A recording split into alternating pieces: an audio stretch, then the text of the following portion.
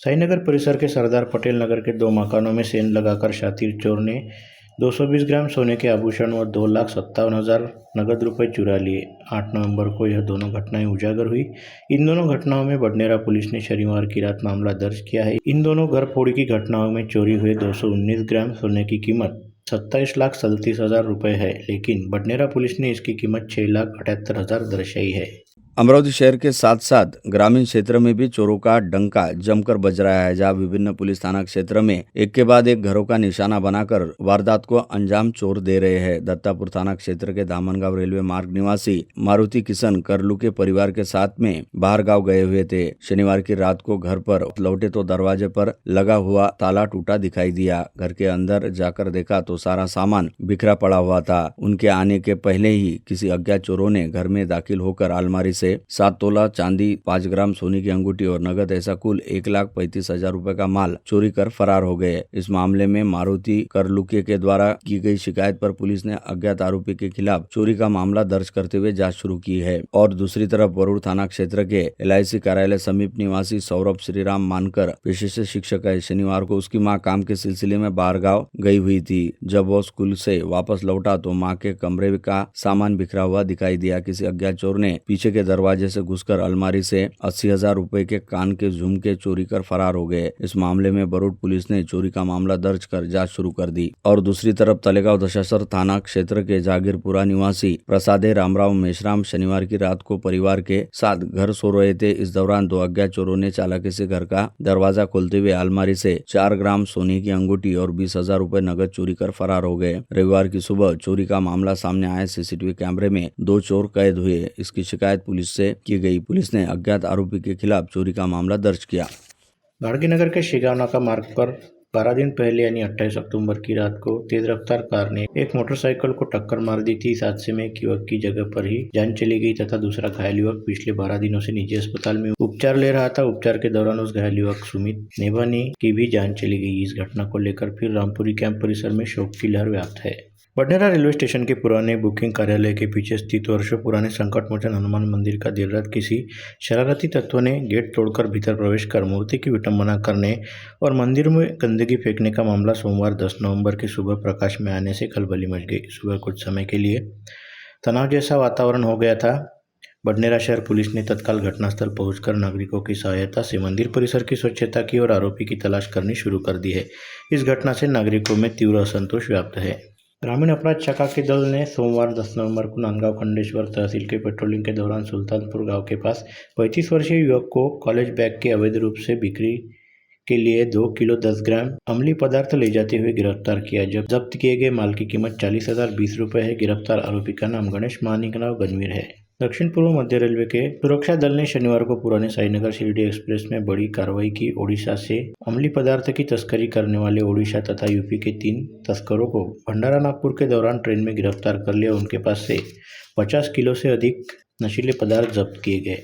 2 ननद और नंदोई ने पकड़कर ननद द्वारा जबरदस्ती उसको जहर देने का प्रयास किया, साथ ही विनय भंग भी किया। ऐसा आरोप 34 वर्षीय विवाहिता ने कोल्हापुरी गेट पुलिस स्टेशन में दर्ज की शिकायत में कहा। 8 नवंबर को दोपहर 3:30 बजे के दौरान हैदरपुरा में यह घटना घटित हुई। इस प्रकरण में पुलिस ने शनिवार 8 नवंबर की रात नूर सलीम खान और 4 महिलाओं के खिलाफ विविध धाराओं के तहत मामला दर्ज किया। विवाहिता द्वारा दी गई शिकायत के मुताबिक 10 वर्ष पूर्व उसका विवाह हैदरपुरा के मद्रासी बाबा दरगाह के पास रहने वाले शहजाद खान मस्जिद खान के साथ हुआ था। उसे अभी 3 बेटियां हैं, लेकिन पति से हुए विवाद के कारण वह अपने पिता के पास मायके रहने चली गई थी। 8 नवंबर को वो पुलिस के साथ बच्चों के कपड़े लेने के लिए ससुराल गई। कपड़े लेकर लौटाने के बाद बेटी के शाला के कपड़े ससुराल में ही रहने के कारण वो दोपहर 3:30 बजे के दौरान अकेले ही फिर से ससुराल गई। उस समय आरोपी नूर सलीम ने उसके साथ छेड़छाड़ की। 2 ननद और नंदोई ने उसे पकड़ कर रखा। बड़ी ननद ने जहरीली दवाई लाकर उसे जबरदस्ती पिला दी, ऐसा महिला का आरोप है। किसी तरह संबंधित महिला ससुराल के सदस्यों के चंगुल से छूटकर चीखती हुई बाहर निकली और ऑटो रिक्शा में बैठकर अपने मायके में पिता के पास पहुंची। अपने पिता और भाई को उसने अपनी आप बीती सुनाई। छोटा भाई तत्काल उसे ऑटो रिक्शा में बिठाकर जिला अस्पताल ले गया। वहां पर उपचार शुरू है। कोल्हापुर गेट पुलिस ने विवाहिता का बयान दर्ज कर 5 लोगों के खिलाफ मामला दर्ज किया।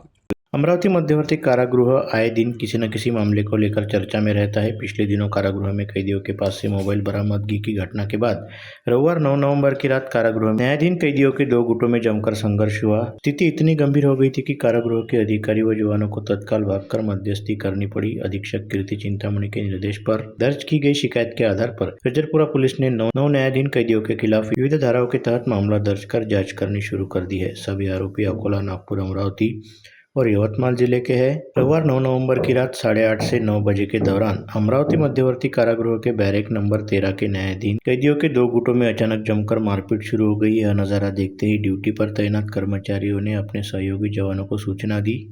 जानकारी मिलते ही तत्काल कारागृह के बैरक नंबर 13 पर पहुंचे और स्थिति को नियंत्रण में किया। पश्चात यह कहा जाता है कि कैदियों ने इन दो गुटों के सदस्यों को अलग अलग बैरक में अभी रखा है।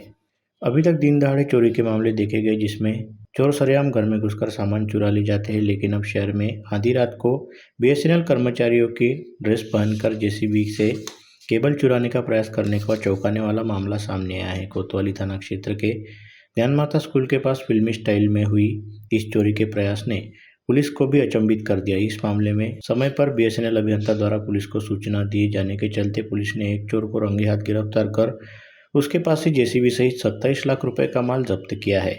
अन्य आरोपी फरार है। ग्रामीण पुलिस अधीक्षक कार्यालय अंतर्गत कुरा पुलिस थाना क्षेत्र में कुरा पुलिस द्वारा गुप्त सूचना के आधार पर कार्रवाई करते हुए प्रतिबंधित तंबाकूजन्य उत्पादनों की ढुलाई कर रहे ट्रक व कंटेनर को जब्त किया गया, जिसमें से करीब 9 लाख रुपए मूल्य के अवैध व प्रतिबंधित तंबाकूजन्य उत्पादनों की खेप बरामद की गई। साथ ही ट्रक चालक उमेश भानु यादव उम्र 37 बैतूल मध्य प्रदेश को हिरासत में लेने के साथ ही आगे की कार्रवाई के लिए अन्न व औषधि प्रशासन को सूचित किया गया। एफडीए द्वारा की गई पंचनामे की कार्रवाई के दौरान अलग अलग ब्रांड वाले सुगंधित तंबाकू व तंबाकूजन्य पदार्थों की खेप का मूल्य आंका गया, जिसके बाद 45 लाख रुपए मूल्य वाले कंटेनर ट्रक क्रमांक GJ 9773 सहित कुल 54,40,400 रुपए के माल को कब्जे में लिया। घर के सदस्यों और रिश्तेदारों से विरोध जताते हुए प्रेम संबंध के चलते लिव इन रिलेशनशिप में रहने वाली युवती से नाराज उसके चचेरे भाई ने अपने दो साथियों को साथ मिलकर चाकू से हमला किया। यह घटना शनिवार की रात 9 बजे के करीब महाजनपुरा परिसर में घटित हुई। इस मामले में घायल युवती के बयान पर पुलिस ने आरोपी मोहित कुशवाहा और उसके दो अज्ञात साथियों के खिलाफ अपराध दर्ज किया है। राष्ट्रीय महामार्ग पर गुरुकुंज मोजरी स्थित नवनिर्मित बाईपास मोड़ पर दुर्घटनाओं का सिलसिला जारी है। 2 दिन पहले कार बाइक दुर्घटना की पुलिस जांच अभी शुरू ही नहीं हुई थी कि रविवार दोपहर को एक और कार बाइक दुर्घटना हुई, जिसमें 2 लोग घायल हुए। बाईपास पर जा रही एक बाइक को एक कार ने टक्कर मार दी। बाइक सवार और एक अन्य महिला गंभीर रूप से घायल हो गए। यह घटना रविवार 9 नवंबर दोपहर 3 बजे घटित हुई। हादसे में देवीदास लेकुरवाड़े उम्र 58 गंभीर रूप से घायल है।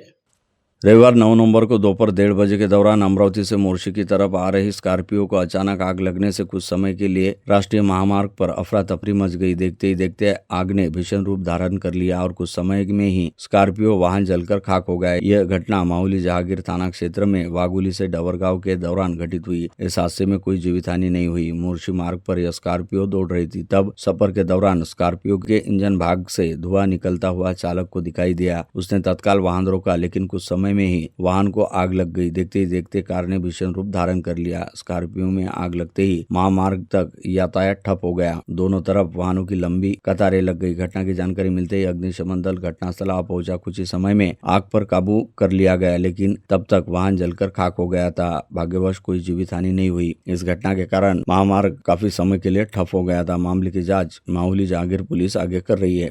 अकोला से रायगढ़ जिले में समुद्र के किनारे ट्रिप के लिए गए ग्रुप में से एक शिक्षक और छात्र की समुद्र में डूब जाने से जान चली गई। रायगढ़ जिले के काशिद बीच पर यह घटना घटी। अकोला जिला प्रशासन ने मौतों की जानकारी दी। मृतकों में शिक्षक राम कुटे और छात्र आयुष रामटेके का समावेश है। प्राप्त जानकारी के मुताबिक अकोला की शोर विन क्लासेस के 12 छात्र व 3 शिक्षक ट्रिप के लिए रायगढ़ के काशिद बीच पर गए थे। इस दौरान समुद्र में तैरते हुए आई पानी की लहर में 2 छात्र और एक शिक्षक डूब गए। तत्काल उन्हें बचाने की कोशिश की गई, लेकिन इसमें से एक छात्र आयुष बोबड़े को ही बचाया जा सका, जबकि एक शिक्षक व एक छात्र की पानी में डूबने से जान चली गई। मृतक शिक्षक का नाम राम कुटे व छात्र का नाम आकाश रामटेके है। दोनों के शवों को पोस्टमार्टम के लिए प्राथमिक स्वास्थ्य केंद्र में भेज दिया गया।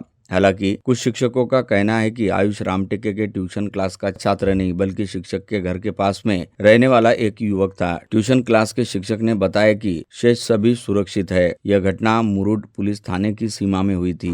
जानकारी मिलते ही मुरुड पुलिस मौके पर पहुंची और राहत कार्य शुरू किया। इस मामले में मुरुड पुलिस जांच कर रही है। ट्रिप पर गए शिक्षक व छात्र की मौत पर शोर विन क्लासेस के छात्रों ने शोक व्यक्त किया।